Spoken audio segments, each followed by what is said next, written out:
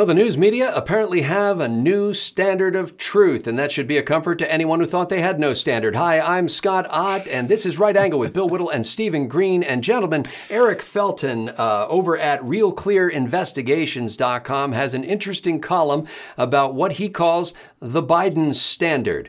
And this really resonated with me because I've noticed in recent reporting that anytime on the TV, especially on CNN or MSNBC, anytime a guest mentions in the presence of a so-called journalist or anchor something about Hunter Biden or Joe Biden, the news person feels like they have to jump in and explain that there's no evidence of any kind of impropriety or even appearance of impropriety on the part of Joe Biden or his son Hunter. And Eric Felten over at RealClearInvestigations.com calls this the Biden standard, and he chronicles a bunch of pictures of this, basically, that CBS News said there's no evidence to support that claim. The Hill said there's no evidence that Joe Biden was acting in his son's interest. Esquire said there's no evidence that Joe Biden made any effort to protect his son's interest when he was vice president. The New York Times says there's no evidence has surfaced that the former vice president intentionally tried to help his son by pressing the prosecutor general's dismissal.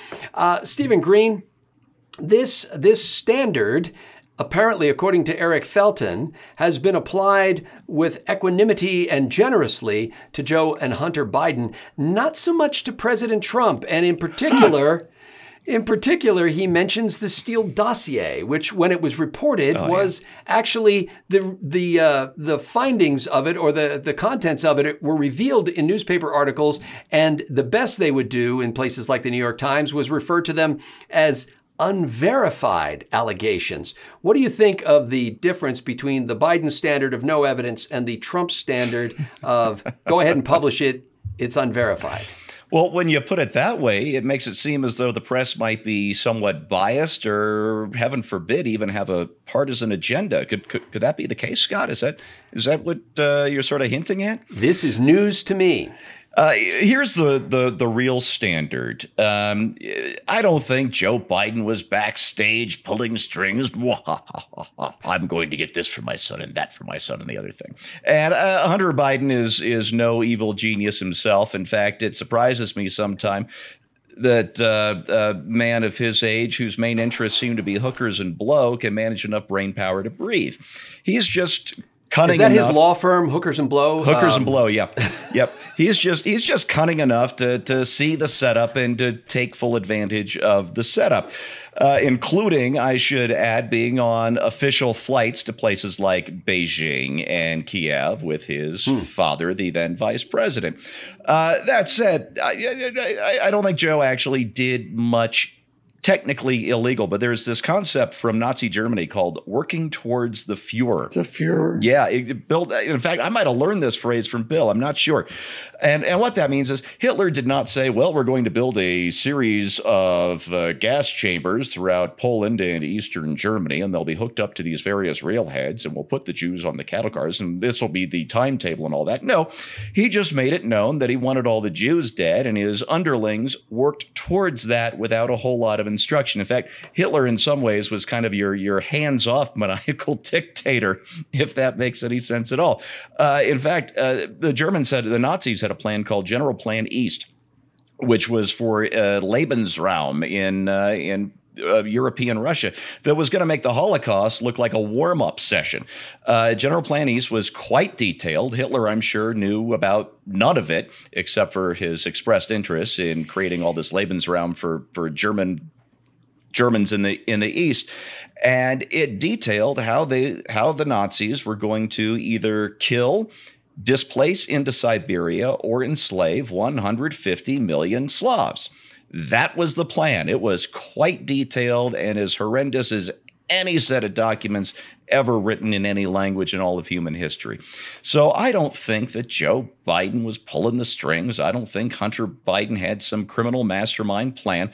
But once Hunter was taking advantage of his position, like somebody of his moral character is going to do, then people like Biden's chief of staff, the people around Joe Biden, the people in the State Department, just like Hunter, they will look at the current setup. Oh, The vice president's kid has these connections. How do we work this?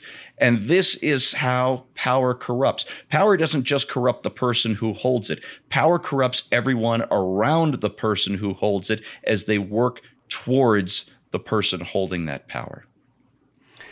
So, Bill Whittle, when in January 2017, when the Steele Dossier was relatively new on the scene, National Public Radio called it, quote, explosive but unverified document that alleges collusion between Russia and President-elect Donald Trump.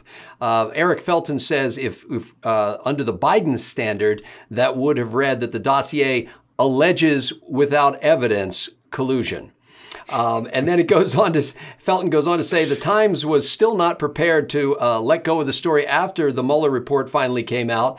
He said, the Times says, Mr. Trump's alleged dalliance with prostitutes in Moscow was neither proved nor disproved.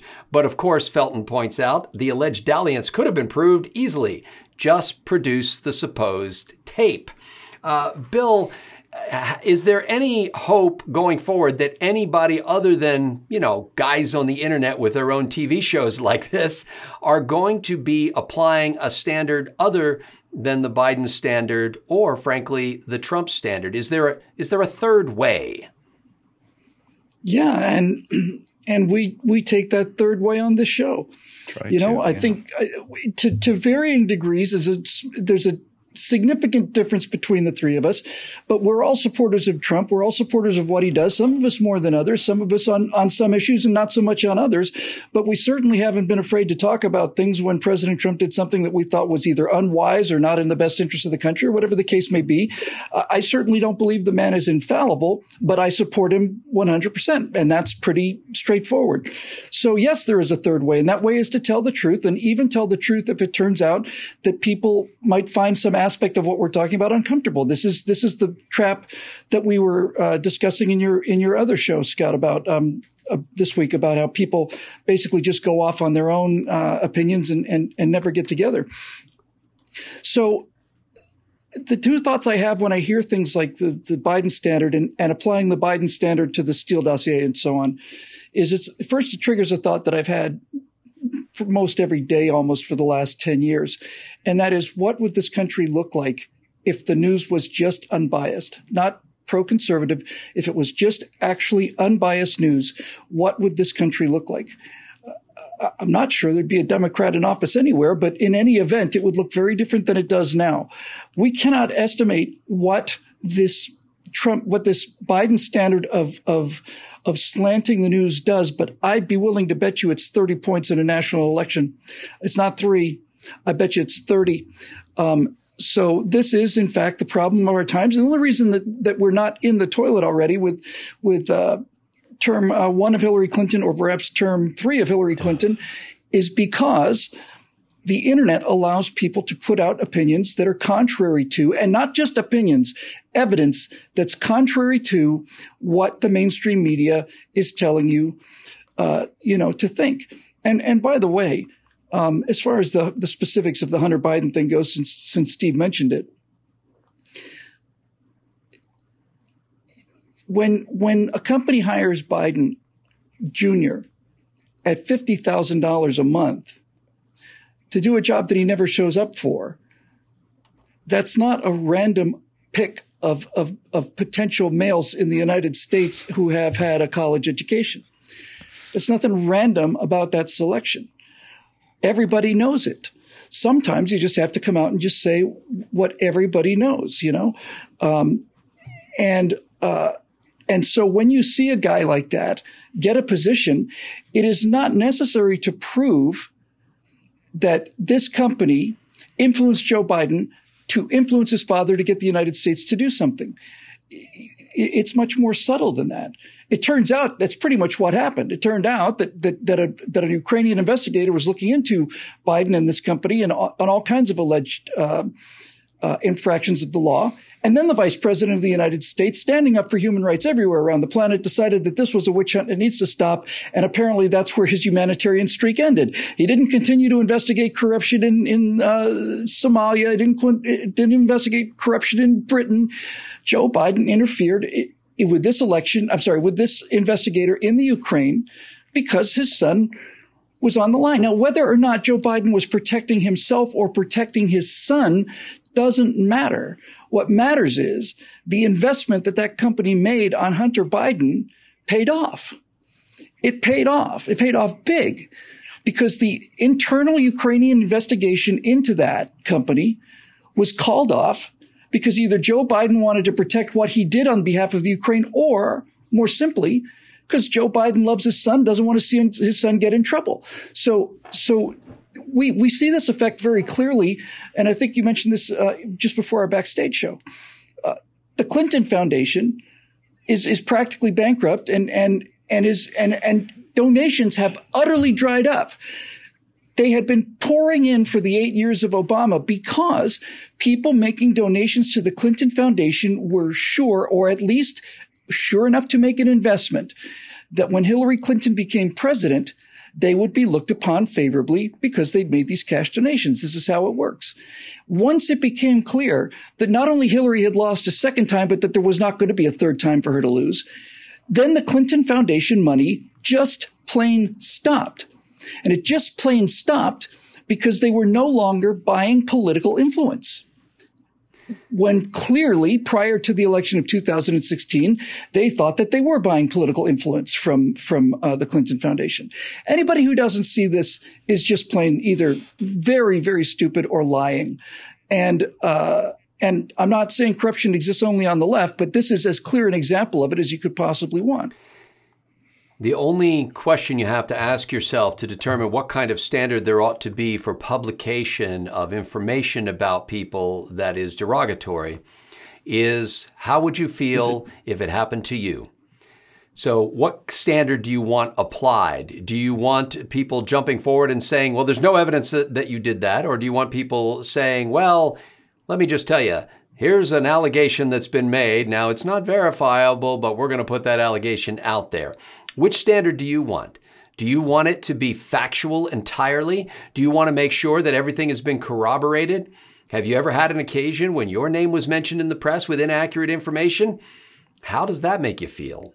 Well, and I think this is the standard we need to apply to politicians all around, and we should demand of journalists. And when reporters are able to put out information, frankly, I think the word dossier paved the way for journalists to do anything they wanted. By using the term dossier, it's just like a folder. It's a French word. It's like people buy furniture that has faux leather on it. They're like, oh, yes, well, we settle for only the finest faux leather. You know, it's the French word for fake. And so if you want to avoid being part of faux news, you won't get sucked in by dossiers, and you'll demand evidence.